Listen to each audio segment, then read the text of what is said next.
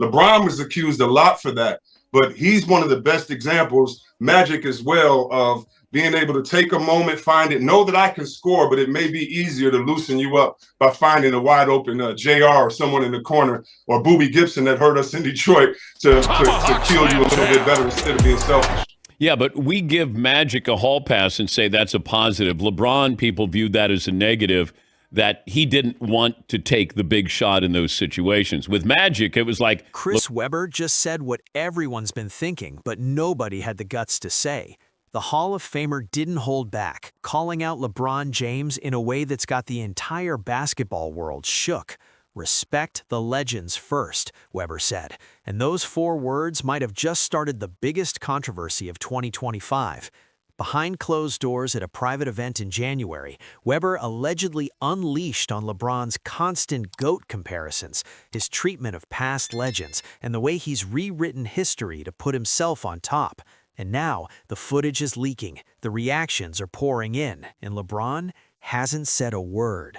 Yet. This isn't just another hot take. This is a Hall of Famer with nothing to lose, finally speaking the truth that's been bubbling under the surface for years. And what he said? It's about to change everything. You have earned your stripes. Don't listen to all these people out here. Just win one in Cleveland if you could do that. And so the story turned out even better with him being able to go away, get a couple, and come back. Yeah. You know, he's made the transition. So when Michael Jordan was in the game, because a lot of it is sentimental. So saying he's better than Magic, I don't even know if I could ever utter, even though it's probably true. So I think it's just the sentiment. I mean, what if he would have played as smart as he is with the best player of all time in Kareem Abdul-Jabbar?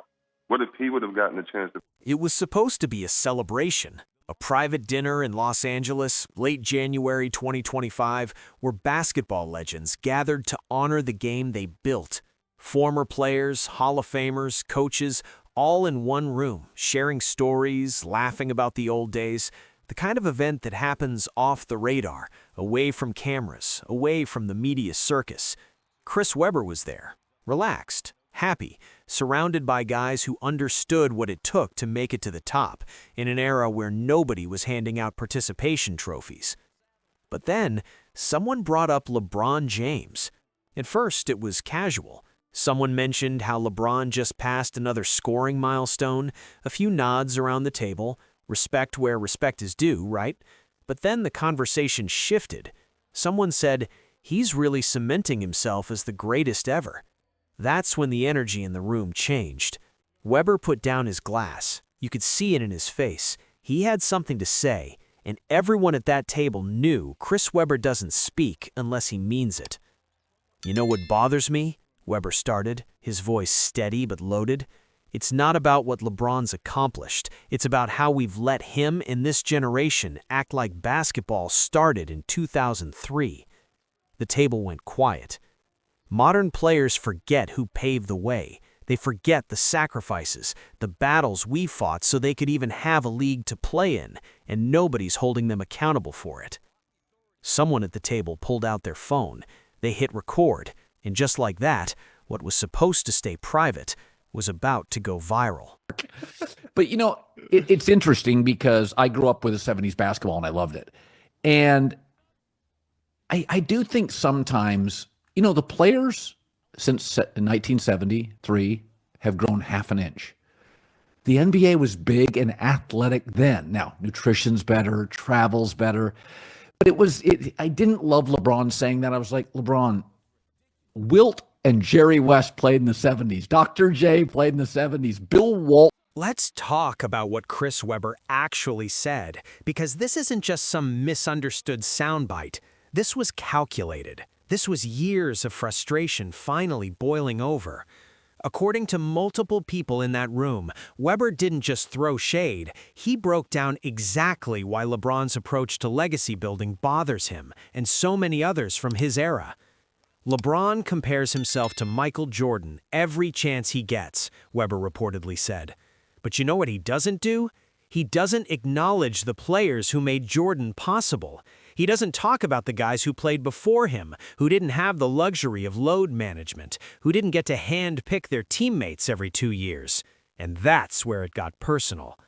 Weber brought up the physicality of the 90s and early 2000s, the hand-checking, the hard fouls, the mental warfare. "We played through injuries that would sideline guys today for weeks," he said. "We didn't get to rest because the schedule was tough. We showed up every night because that's what legends did." But here's the part that really hit hard.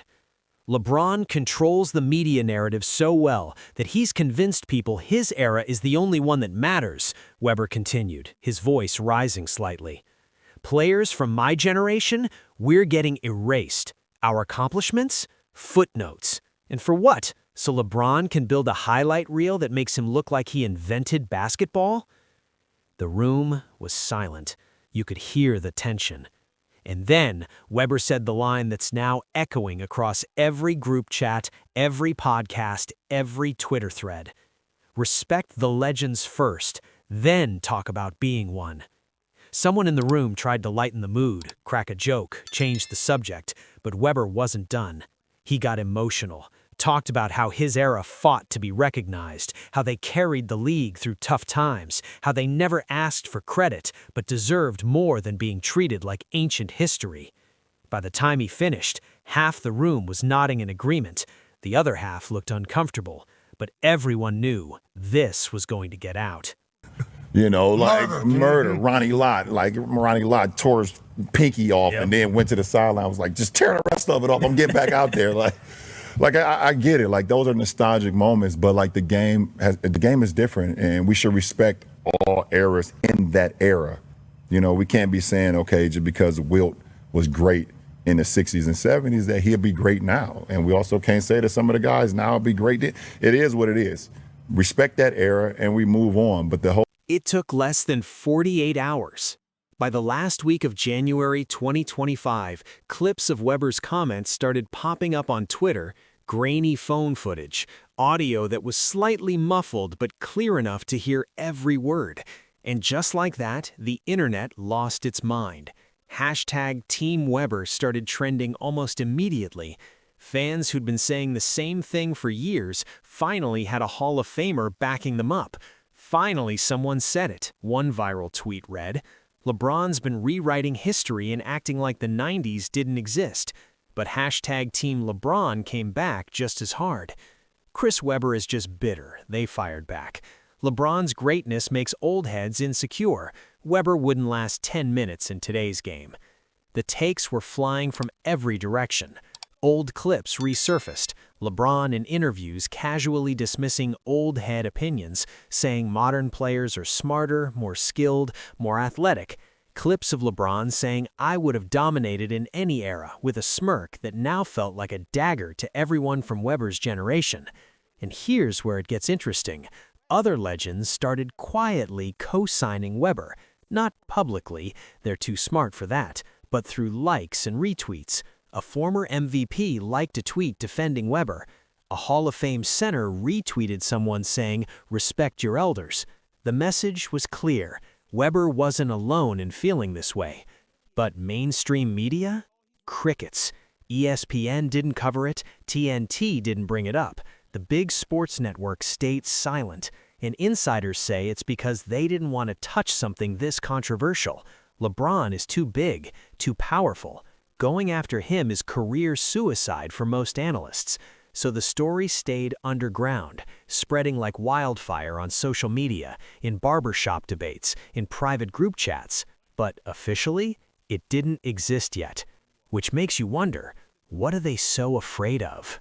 Here's what most people don't know. Chris Webber and LeBron James have history, and not the good kind. Take yourself back to 2007. LeBron was young, hungry, just starting to become the face of the league. In an interview that year, he made comments about how the old generation didn't understand modern basketball, how the game had evolved past what players from the 90s could comprehend. It wasn't a direct shot at anyone, but it stung. And you know who defended LeBron publicly back then? Chris Webber.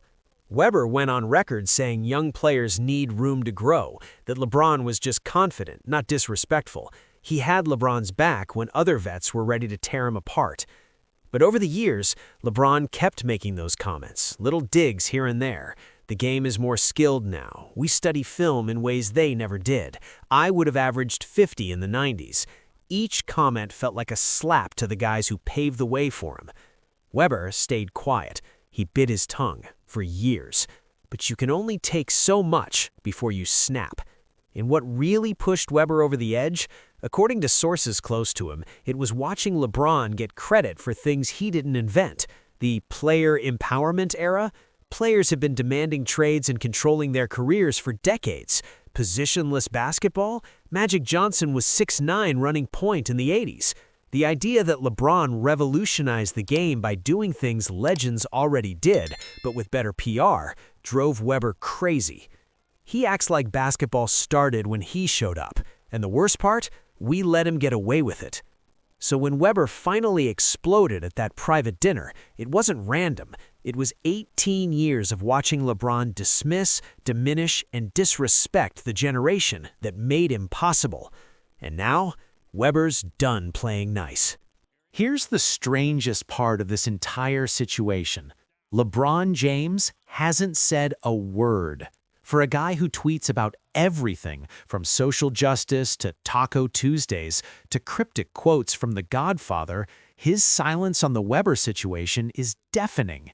No subtweets, no Instagram stories, no I'm unbothered energy, nothing. And that's not like LeBron at all. Insiders say his camp is in full damage control mode. They're reportedly trying to keep this story buried, reaching out to media outlets, making sure it doesn't go mainstream. Because once it does, once ESPN puts this on First Take and Stephen A. Smith starts yelling about it, there's no putting this genie back in the bottle. Sources close to LeBron say he's furious, not at what Weber said, but at the fact that it went public. LeBron spent his entire career carefully crafting his image, controlling the narrative, making sure every story about him gets told the way he wants it told. But this? He can't control this, and that scares him. Other legends are watching closely. Some of them have wanted to say the same things Weber said, but didn't have the platform or the guts. Now they're waiting to see what LeBron does. If he responds, it opens the floodgates. Suddenly, everyone from his era will feel empowered to speak their truth. If he stays silent, he looks weak, like he can't handle criticism, like the king can be rattled by an old head. Either way, LeBron loses. And here's what makes this even bigger. This isn't just about Chris Webber versus LeBron James. This is about how we talk about basketball history. This is about whether modern players get to rewrite the past to make themselves look better. This is about respect, legacy, and who gets to decide what greatness really means. Weber threw a grenade into the NBA culture, and the explosion is just getting started. But here's the real question nobody's asking. What if Weber's right? What if we've been so caught up in LeBron's stats and longevity that we forgot to hold him accountable for how he treats the game's history? What if respect the legends first isn't just a bitter old player talking? What if it's the truth we've been too afraid to admit? This story isn't over, not even close. Chris Webber just opened a door that's been locked for years, and now everyone's walking through it. The conversation about LeBron's legacy just got a lot more complicated. And whether you're Team Weber or Team LeBron, one thing's for sure, the basketball world will never look at this the same way again. LeBron's built an empire on controlling his narrative, but Weber just reminded us that legends don't ask for respect, they earn it. And right now the question is, has LeBron earned it the right way, or has he just been the loudest voice in the room? If this story had you glued to your screen, imagine what we're cooking up next. Hit that subscribe button and turn on notifications because this drama is far from over. Drop a comment below. Are you Team Weber or Team LeBron? Let's hear it. And don't forget to like this video if you think Chris Webber just said what everyone's been too scared to say. We'll see you in the next one.